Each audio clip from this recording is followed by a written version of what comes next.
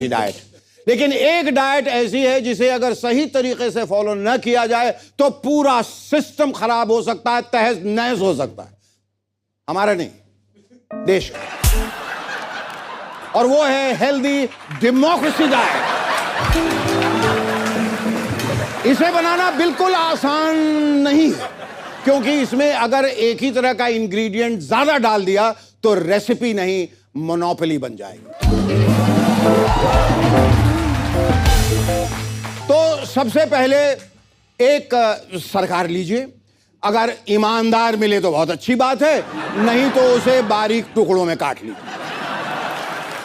अब थोड़ा विपक्ष लीजिए।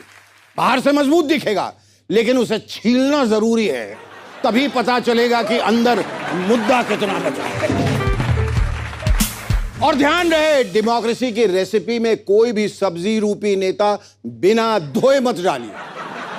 हर नेता साफ सुथरे चरित्र का होना चाहिए, इसलिए उसे अच्छे से धो लीजिए ताकि उसके सारे कीटाणु साफ हो जाए।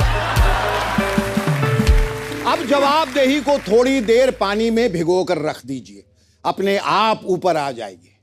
अब इन सबको एक बड़े से सिस्टम रूपी बर्तन में डाल दीजिए। और हां, प्रेशर कुकर का इस्तेमाल बिल्कुल मत कीजिए, क्योंकि डेमोक्रेसी प्रेशर में नहीं, प्रेशर रिलीज करने से पकती है। अब सबसे पहले ऊपर जो एक्स्ट्रा ईगो तैरता हुआ दिखाई दे, उसे छान कर निकाल दीजिए। यही सबसे ज्यादा अपच करता है, और अगर फिर भी ईगो ज्यादा पड़ जाए तो उसे इलेक्शन तक ठंडा होने दीजिए, अपने आप उतर जाए। अच्छी हेल्दी डिश वही होती है जिसमें प्रोटीन, कार्ब्स और फैट्स का सही संतुलन हो। डेमोक्रेसी भी कुछ ऐसी ही है। इसका प्रोटीन है शिक्षा, कार्ब्स है स्वास्थ्य और फैट्स है विकास। लेकिन अगर सिर्फ विकास का बटर ही खाते रहेंगे तो सिस्टम का कोलेस्ट्रॉल बढ़ जाएगा। इसीलिए संतुलन, प्रोपोर्शन बहुत जरूरी है। तब ऊपर से 2 बड़े चम्मच ट्रांसपेरेंसी डालिए, ताकि जनता को कम से कम इतना तो दिखे कि आखिर पक क्या रहा है। अब स्वादानुसार तीखे सवाल डालिए, क्योंकि डेमोक्रेसी का असली स्वाद सवालों से आता है। और जब सवालों का जवाब नहीं दिया जाता तो एसिडिटी पेट में नहीं, पूरे देश में होने लगती है।